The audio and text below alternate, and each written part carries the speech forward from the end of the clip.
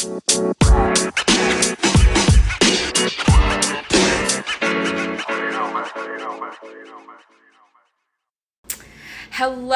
everyone. Welcome to the season finale of Marketer Pitch, the news and trends podcast from Vantage Black and Brown Perspective. I'm Yesenia Reynoso, one half of the squad, and to the opposite end is my good friend, partner, and marketing guru himself, Corey Davis. Hi, everyone. Welcome back to the season finale, and I would say we saved the best for last, and I'm probably jumping the gun because Yesenia, so she's going to say it, but we are finally together in person, recording. I know it's been a long pandemic, but I'm glad we can actually, for the season finale, bring this to you together as a live podcast. It is so appropriate that we, both Corey and myself, have reunited for our very first live in-person podcast recording of Marketer Pitch, our first one, and hopefully more coming up in the future. And I can't think of a better episode for us to reunite and to talk in person than the season finale. And Corey, this has been a very fun and interesting journey for the Marketer Pitch family. Hello, welcome. It has, just looking back at 12 volumes, now 24 in total, plus the intermission series, which we will reveal some big news about that momentarily, but it has been such an extraordinary ride. It has, and we've had some very, very great discussions, topics, even some disagreements with our recording. So again, like I always recommend, if this is your first episode listening in, please try to listen to the previous 11 episodes of season 2. We had some really great content. We talked about everything from sports, Super Bowl, the Olympics, of course racism, because that's everything, the way our world is set up. And then even some great marketing and PR trending topics at the time. So please check it out. Yes, absolutely. You will have plenty of time to catch up with this episode, all 11 volumes, plus the 12 volumes, I should say, of season 1, which is available across all major podcasting mediums and our YouTube channel. You can also hear the entire Marketer Pitch collection, including the intermission series, Thursday mornings on the Helium Radio Network. And of course, if you have not done so, I highly suggest, it is imperative you hit those subscribe buttons to not miss a single update on the Marketer Pitch universe. We got so many surprises coming up in the pipeline for you. I cannot even begin to tell because it is so incredibly big. So if you haven't done so, hit those subscribe buttons. If you have a question or a comment or anything in general, we want to hear your feedback. Email us at marketerpitch@gmail.com. And follow us on Twitter and Instagram at Marketer Pitch, because again, we're going to be revealing some major news regarding the intermission series and as well as the next season of Marketer Pitch down the road. So, Corey, before we dive into this all-important jumbo-size episode, we have some news to tell our audience. Do you want to reveal that? I'll let you do the honor. You're the host, so it's not to spoil it for you. Oh boy, I absolutely love revealing surprises. It's the storyteller in me. Well, anyway, we are so thrilled to announce that in late June, the intermission series Marketer Pitch Freestyle will be making its grand return this summer for an approximate 3 to 5 episode run. The intermission series, Unfiltered, Unlimited, Uncensored, will be back for year number 2, and it is going to be a marketing, PR, hip-hop style battle. So don't miss it if you are interested in listening to year 1. It is available exclusively on Spotify and YouTube, and ironically enough, that is where the series is going to live. So if you want to catch the entire intermission series, year 1 and year 2 coming up in June, please subscribe to Spotify and YouTube, because that is where the series will be airing exclusively on. Corey, how exciting this is. The return of our ultra favorite hip-hop style show. Yes, and we actually want to hear topics from you guys. So we want you guys to message us, DM us, email us, and if there's any interesting topics you want us to cover, or any debates, or even if you want to maybe lend an audio message to give us a topic to speak to the recording, please. Because not only do we have some very interesting surprises coming up for the intermission series, we also want to hear from viewers and listeners about what they're interested in and anything they want us to debate on. And it doesn't have to be U.S. focused. I know we have some worldwide listeners. It could be Germany focused or what's going on in your country across Europe and Asia. We're totally game to debate on it. So definitely please stay tuned for the actual premiere date. We will list out the next few weeks, but it will be coming to your inboxes at the end of June. So it'll be a nice Juneteenth surprise. It's going to be a summer full of interesting marketing and PR topics with that freestyle flair, so don't miss it. Coming this June, the intermission series, Marketer Pitch Freestyle, Unfiltered, Unlimited, Uncensored, Year 2, coming back exclusively on Spotify and YouTube. All right, and so with that, I want to welcome our listeners from all around the world. Thank you so much. If this is your first time listening to the podcast, welcome. If this is your second or third or how many times have you heard it? Welcome back. And so we are going to dive right into this jumbo-packed season finale episode. We're going to start it off with our appetizer segment where both Corey and I talk about one specific topic within the PR or marketing industry that has made headwaves, and both he and I are going to offer our respective thoughts, and it is a great little side dish to the major entree segment, which we will get to momentarily. So, Corey, I will let you do the honors. Would you please introduce us our topic for our final appetizer segment of season 2? Yes, you guys. And again, we developed the appetizer, entree, and the dessert.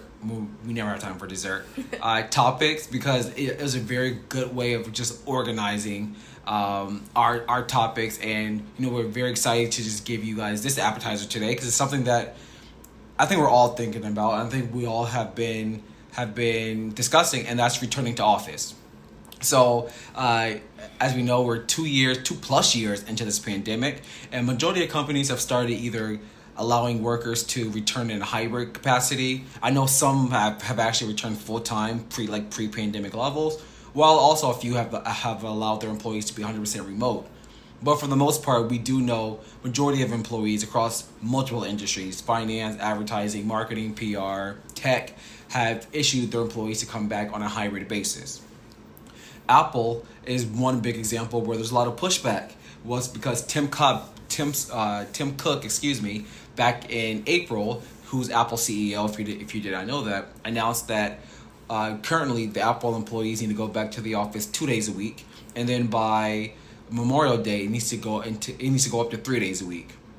This caused major pushback. One, it was a terrible communication plan for Apple employees. They should have really gathered feedback and really rolled this out in a more streamlined way versus just sending out a press release. But two, a lot of employees actually threatened to quit and said that their mental being and their actual work-life balance is more important than returning back to pre-pandemic levels and working in office. So the topic today we want to discuss is, what does this really look like for the future? We're seeing, I know Goldman Sachs CEO is very adamant about people will be back in the office, and we've seen other CEOs make similar sentiments.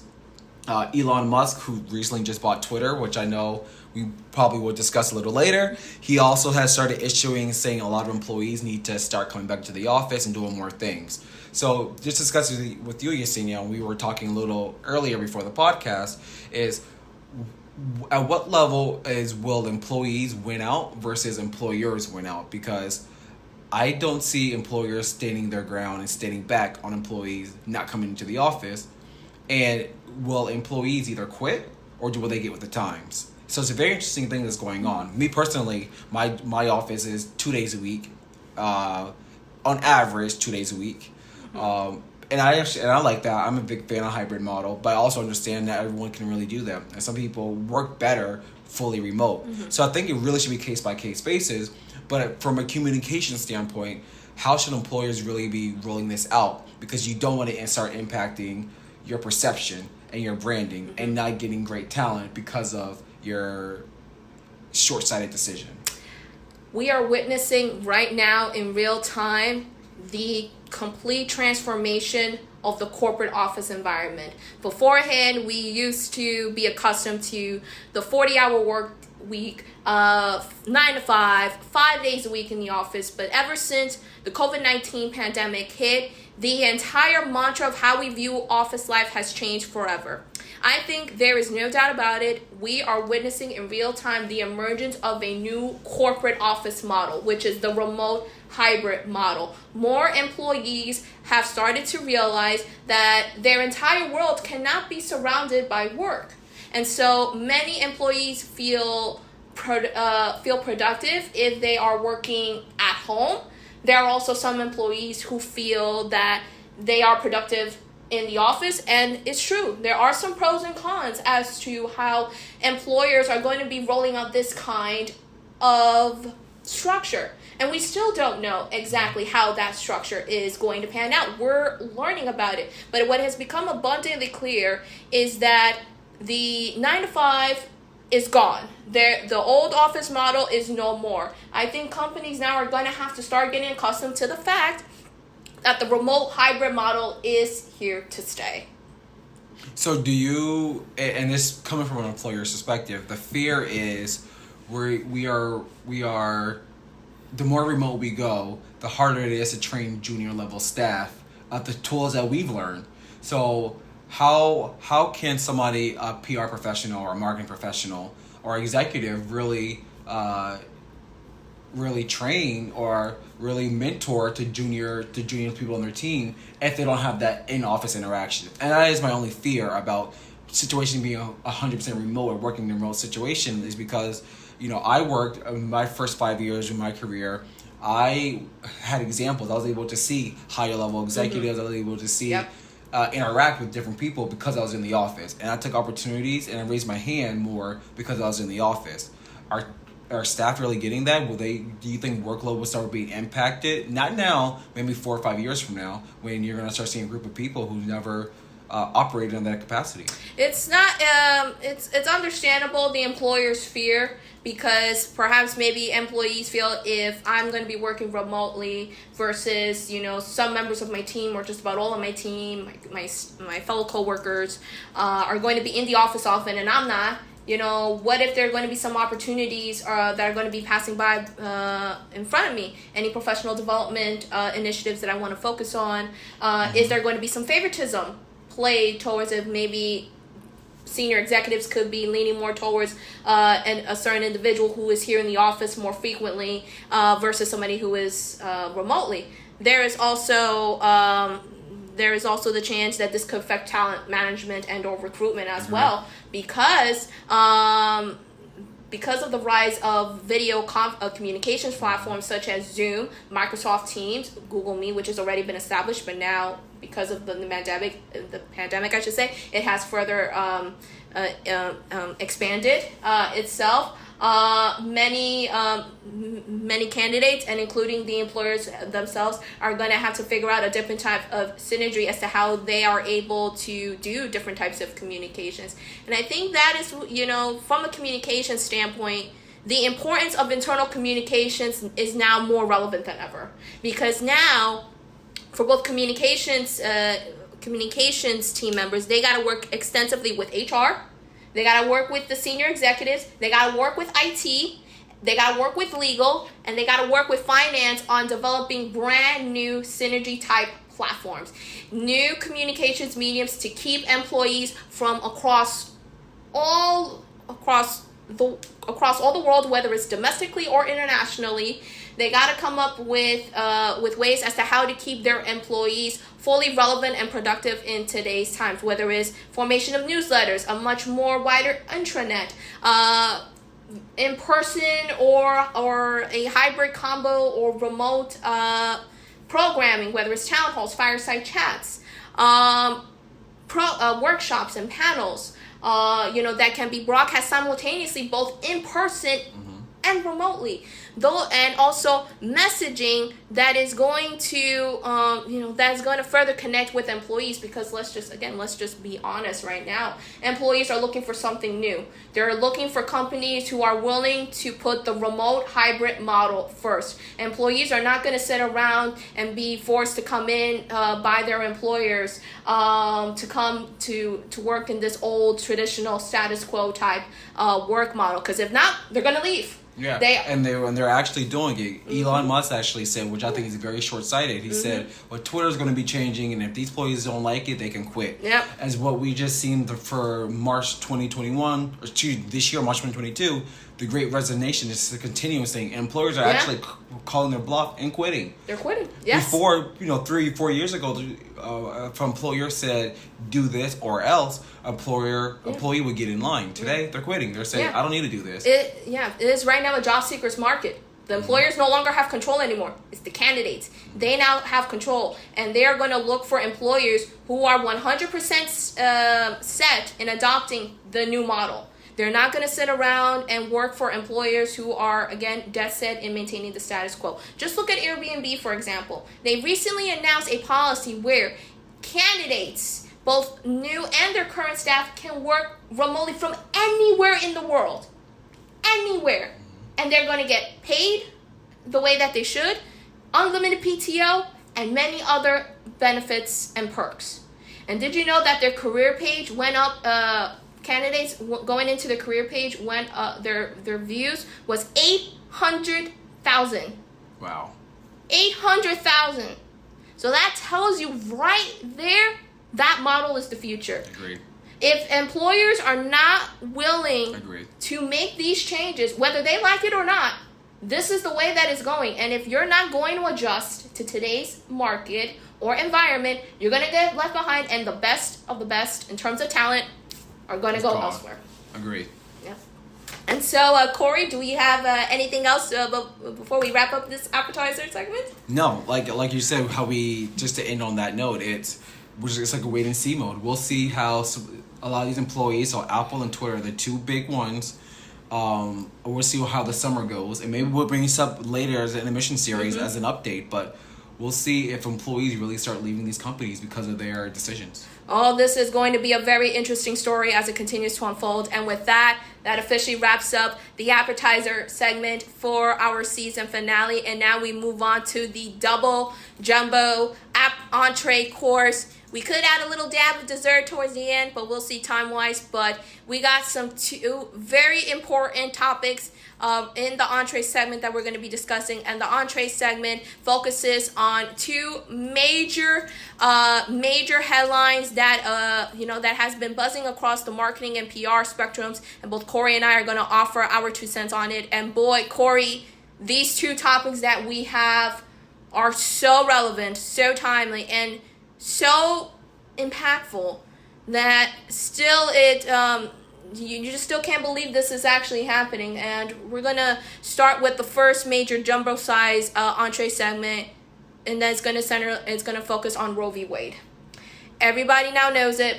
Everybody has now seen it. If you have been living under a rock, about a week and a half ago, a draft of a Supreme Court memo came out from Justice Samuel Alito that basically stated that the Supreme Court is planning on overturning Roe v. Wade and the Planned Parenthood versus Casey case. Two landmark cases for women's reproductive rights are about to be stashed, aka disappeared from under our noses after almost a 50-year existence. And Corey, I cannot even begin to tell you as a woman and a person of color how troubling this is. This decision single-handedly has forever altered the fundamentals, the fundamental structure of our country. This is now truly going to, impact all women across lines, doesn't matter where you're from, and it's going to impact every woman immediately, and there's going to be catastrophic consequences. But from a marketing and PR standpoint, we have seen brands really either being defiant in supporting female employees, stating that they will support, pro-choice, their stances on abortion, to others who are tiptoeing, trying to be as conservative as possible, and of course others who are pro-life or pro-birth in my case, but again, that's my preferences. Everybody's viewpoints are different, and how they have basically been waiting 35 plus years for this moment. And so there was also a report from Ad Age where the large advertising and PR firms, publicists, and WIPG have decided that they're going to pay their female employees their out-of-travel costs in case if they want to go obtain an abortion or to pay for any kind of reproductive cost. But Corey, I want to bring you into the loop, because this is a story. It may be politics or societal based, but it has officially moved on to marketing and PR circles. And again, this has tremendous ramifications from an advertising standpoint as to how do we talk about women's reproductive rights, the messaging, how does it go moving forward, and the entire landscape in general as to how do we view not only women's rights but other important societal issues such as LGBTQ rights, interracial marriage, and many other relevant ones that what many people once thought were solidified now are very much under threat. Yeah. And, well, to start out, thank you for passing the baton to me. And I will say, like, I appreciate you passing the baton to me, and I'll talk about it. But overall, like, you should not be listening to my opinion. And I think that's the problem with this country is men should not be involved in women's reproductive rights. We should not be making a decision. We should be listening to what majority of women want. We should be listening to what women's concerns are, and we should be acting on their decisions versus making decisions on their behalf. What we're seeing, thanks to the Supreme Court justices and then also the state legislatures across the country who are going to pass anti-abortion laws. Yep. So, with that said, I do think this law is very disgusting, and it's very sad that we're living in a time where we like our parents are going to have more rights than we have. Yeah, and that's very sad. We're going backwards, and this is kind of similar. I'm a big history buff, and if you look at Egypt and Iran in the 70s. They were much more free. Women were much more free in these areas. And then over the last 40, 50 years, as religious law took over and religious rule took over, a lot of their rights that they've had 40, 50 years ago were rescinded. Mm-hmm. And I fear that while we may not be as extreme as those countries, we are heading towards extremism with going down for rights. So that's my fear. Now, talking about the response to this, I'm going to take a little bit of a different opinion from Yesenia, because I've actually been shocked about the level of silence when it comes to brands. I thought even brands that are women focused or women targeted, I thought I would see a lot more hoopla from brands, even from other, I agree. Even as being in the advertising industry, even from other agencies about what's going on and their stance on the law. But their silence is deafening. They had an opinion about Ukraine. We had an opinion about Black Lives Matter. Had an opinion about every single thing, even politics, even the insurrection. There was an opinion about every single thing, but this issue is quiet, and I think it's their fear of pissing off a subset of women or just people who maybe are pro-life or maybe believe in maybe not believe in abortion. But the problem is when you have an opinion and you say that in your message that you want to stand up for what's right, this is an easy time to stand up for what's right, and your silence is showing. And there's not a single, please email me, correct me if I'm wrong, but I've yet to see a single big Fortune 500 company have a targeted response to this. And what's the saddest thing of them all, Corey, with all of this, is on top of the fact that these brands, especially the women-led or women-driven brands that have not stepped up to the plate when it comes to talking about abortion, we're also starting to see politicians also offering their stance on contraception and the potential possibility of them eliminating that as well. And so it's really deafening to see, just how, just how silent these brands have been when it comes to talking about women's reproductive rights issues. Again, as as someone who is, again, my personal preference, I am pro-choice.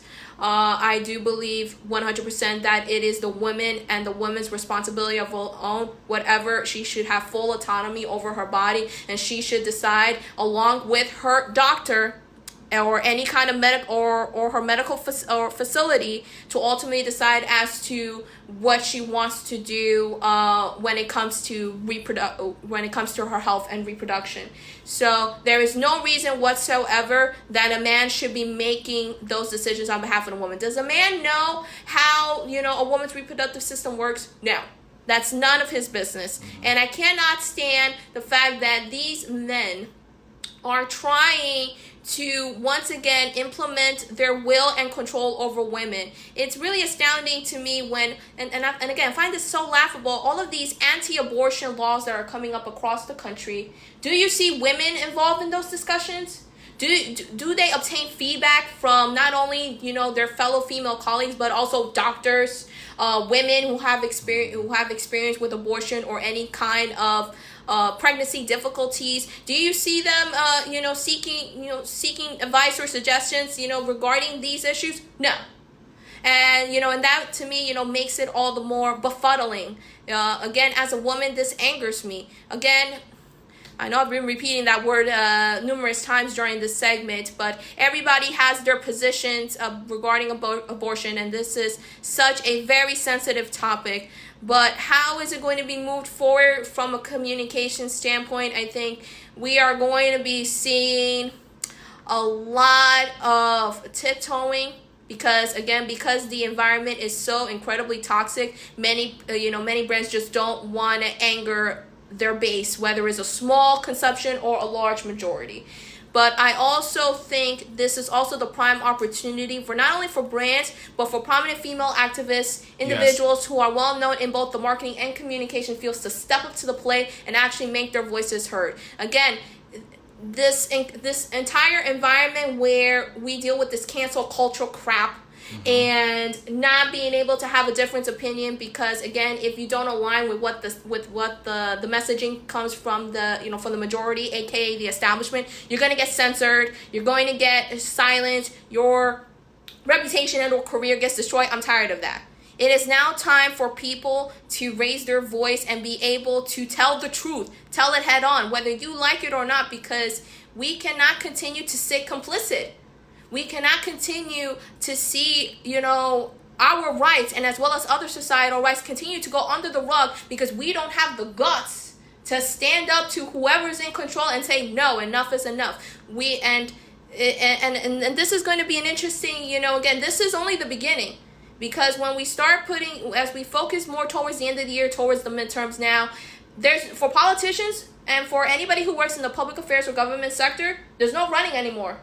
You will now have to give a clear, defiant stance as to whether or not you are in support of abortion or you are against it, and that is that is scaring all of those individuals who work in that industry. For many crisis communications and also public affairs agencies and or organizations,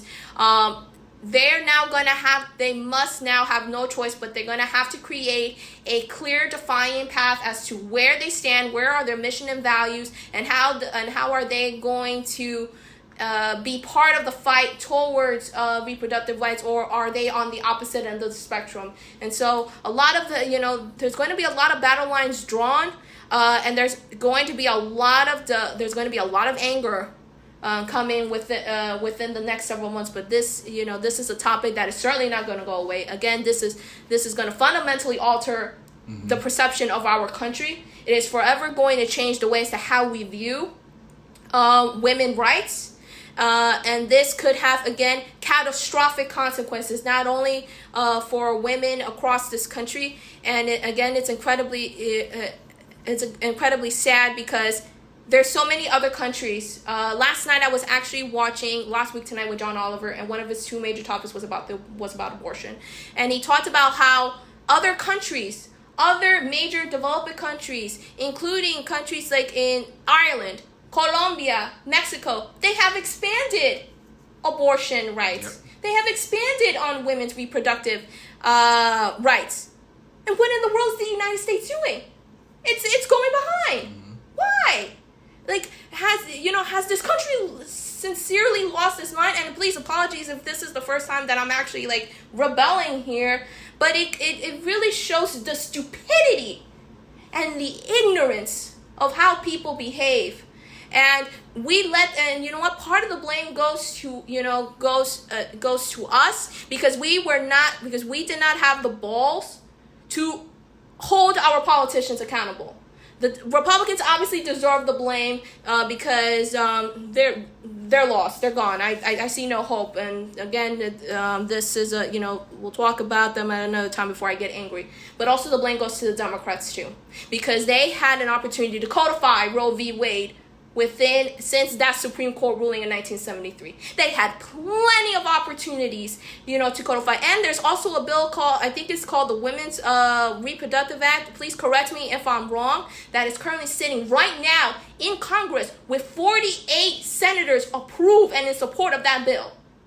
They could eliminate the filibuster right now, and they could pass that, that act that solidifies abortion and also solidifies women's rights. They could codify Roe v. Wade if they wanted to, but they're not doing it. And it's because they don't want to. And what that shows me, again, as a communications professional, and that's going to be, a heartbreaking pill to swallow, is that they do not care about Americans. They do not care about women. They do not care. I don't care if you're pro-choice or pro-life. You don't care about women's rights. You only care about control. And that is a heartbreaking part. Like, if I was working in communications, how can I represent an organization who is completely against, as a woman, giving her the right to choose, or if she is pro-life or pro-birth, so be it. But as an American, living in this country, I'm angry. Flat out. I'm beyond angry, beyond furious at this point. And we just need more activists and more people even speaking to the point like you just did, and expressing that anger and expressing that is beyond just people on the street, how much the impact that this country is going to have. So, definitely thank you for that, because I feel like our listeners are going to be impacted by your words, because you said it so eloquently. Thank you, Corey. And again, this issue is not over. This is only beginning, and we're definitely going to be keeping a very close eye on this, because again, it fundamentally changes the perception of the country overall, and we're definitely going to continue talking about this as well as other important societal issues within the future episodes. So from one major jumbo segment, we now move on to the other news. Before Roe v. Wade made the headwaves, we're going to talk about Twitter. And again, the major news is that Tesla CEO Elon Musk has bought Twitter for approximately $45 billion. Again, if I am not correct with the numbers, please correct. $45 billion. $45 billion. Thank you, Corey. $45 billion after a contentious shareholders meeting. Tesla CEO Elon Musk, who has already stated the reasoning as to why he bought Twitter, which was to better promote freedom of speech, and in his eyes, perhaps maybe to stop the censorship rings that have been occurring within Twitter, because let's be honest, Twitter, as well as every other major big tech, have been censoring individuals, especially those among both either the far left or far right, or progressive or ultra conservative, I should say. So I'll word it much better. But we have been seeing censorship running, picking up steam, and it's definite alarm for concern, since again the environment has been so incredibly toxic and has become tremendously narrative based. Misinformation, disinformation has been spreading like wildfire. But Corey, let's bring you into the loop. What are your thoughts about Musk buying Twitter, and what does the future hold for the platform, and as well as social media as a whole? So for me, my thoughts are they're very short when it comes to Elon Musk buying Twitter, because I think a lot of the hoopla that was made, where there's people like everything, my biggest issue is every single issue has to go back to politics, right versus left. Every single issue. A billionaire doing billionaire things became an issue. So something that the right celebrates because for some reason they feel like Elon Musk is a champion of right-wing things when he actually, if you look at his past, he's actually not. He's actually just a narcissist who just he flows wherever way he's getting attention.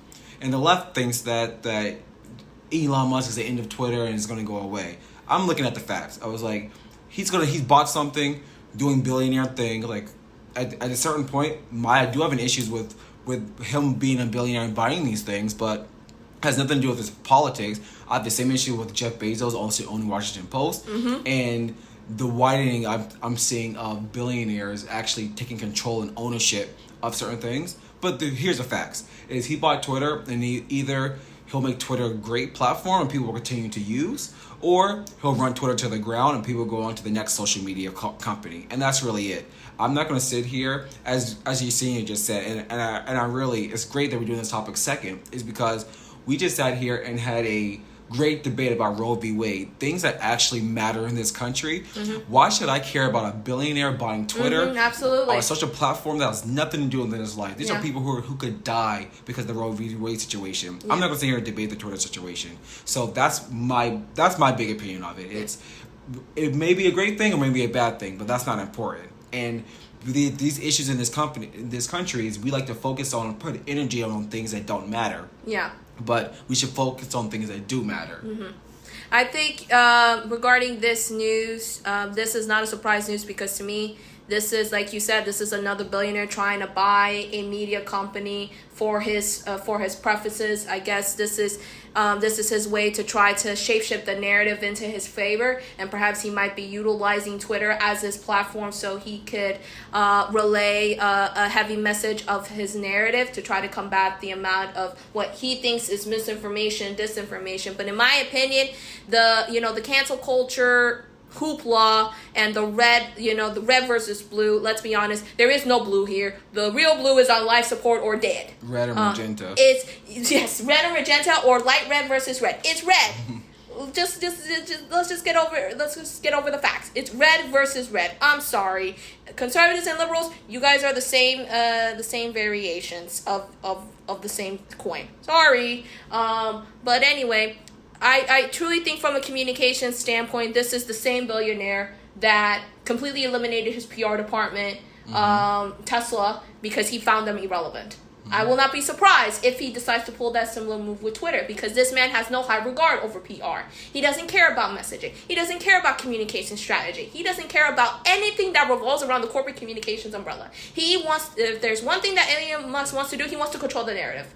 He wants to control the messaging, and he wants to get his version of the news out whatever way possible through whatever medium means necessary. And I simply believe that this is just another avenue for Elon Musk, just like with every other billionaire. You said yourself, with Jeff Bezos and with basically the rest of the billionaire CEOs who control our 6 major media networks, just how condensed it is. The billionaires control every single major mainstream outlet, whether it's print, digital, or social media. They control everything. So that means all of the news that you're seeing and hearing is coming from their perspective.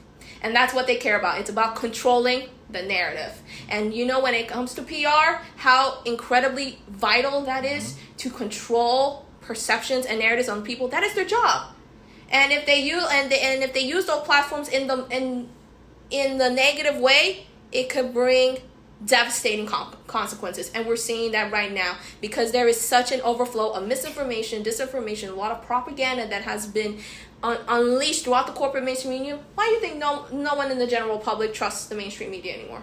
Exactly. Because they lie, point blank. And again, I will not be surprised if Elon Musk utilizes Twitter to his own advantage to squash his critics, silence them, and perhaps maybe open the door for people who either accept his ideology or his narrative and roam free to do whatever they see which. And that is very bad news for the communications industry, because at a time right now where PR folks and perhaps maybe marketing folks could also be dealing with this as well, at a time where credibility has taken such a big hit, where the general public just simply is not trusting anybody that's coming out from marketing or PR or the mainstream media. This is not what is needed. Ethics has been completely obliterated. The truth no longer matters. And of course, anything negative spreads and sells 6 times as much as positive news. It's all about ratings and profits at the end of the day. But it also goes back to, and this is why I'm like, I'm not going to even entertain the debate. At the end of the day, he is a narcissist. He's no different than Kanye West. Mm-hmm. He really just wants to control the narrative and just wants to say whatever. So, do I actually feel like Elon Musk would take over this company and make waves? No, because he has a potential. At the end of the day, he wants to make money. Mm-hmm. And he has a potential of alienating people. So, I feel like Twitter is going to change very little. Yeah. Or the flip side, which I'm never a fan of, people are saying, complaining, oh, it's a bad thing and I'm going to leave the platform. Don't complain. When I don't like something, I just leave. Yeah. I don't need to announce my decisions. I just leave. Yeah. So if enough people do that, then create another platform. Yep, that's all you have to do. If you don't like it, leave and create your own. Mm-hmm. You said it. You put well said, my friend. And so with that officially wraps up our jumbo size entree segment. And you might have noticed that we might have injected a tiny bit of dessert, which is really cool, because again, I think these two segments have both bring their own elements in their own light. And so it's great that we talked about these two major topics that really have really made headwaves over the last several weeks here on both the marketing and PR realms. And so with that officially brings us to the end of our season finale, volume 24, aka episode 12 of Marketer Pitch. Corey, do you have any last words or maybe a quick little memory or two to wrap up our season? No, I just want to thank you again for being an awesome recording partner. Thank you again for taking this journey with me. I like our talks. I hope the listeners enjoy our chats. There's been some interesting, great topics. Everyone knows this world is insane. This world is crazy. And being able to just, discuss it in a space that's very comfortable, inviting, and it's a safe space. I appreciate it, and I thank all of you guys for continuing to listening to us, continue to support us from around the world, and look for more to come in the intermission series. We're gonna have some fun. Thank you, my friend. You have been an amazing podcast partner and friend. Thank you so much as well for taking this journey with me. We already have tabulated 24 volumes total, combining season 1 and season 2. And for those who might be asking, well, they talked about the intermission series, but what about the next season, season 3? Well, tune into the intermission series to find out what's going to happen with season 3 of Marketer Pitch. We like to throw in our surprises here and there. So tune in to the intermission series, Marketer Pitch Freestyle, which we'll be making its year 2 debut in late June, exclusively on Spotify and YouTube. And once again, if you haven't done so, please hit those subscribe buttons and leave a 5-star review. We definitely want to hear your feedback. If you like this episode and have any comments or questions, or want to comment about our entire season and what kind of topics do you want to talk for us to talk about, email us at marketerpitch@gmail.com. Follow us on social media at Marketer Pitch on Twitter and Instagram. And finally, to access this episode, all 11 episodes of season 2, 24 volumes, 12 episodes of season 1, that'll be 24 volumes total, plus the first 3 episodes of year 1 of Marketer Pitch Freestyle. It is available for you across all major podcasting mediums, YouTube, and Thursday mornings on the Helium Network. Corey, this officially wraps up season 2, and thank you again to our Marketer Pitch family. We absolutely adore you. Thank you again to all of our followers from both the U.S. and international. We will see you in late June for Marketer Pitch Freestyle, the intermission series, unfiltered, unlimited, uncensored. Take care, everyone. Goodbye, everyone. Bye.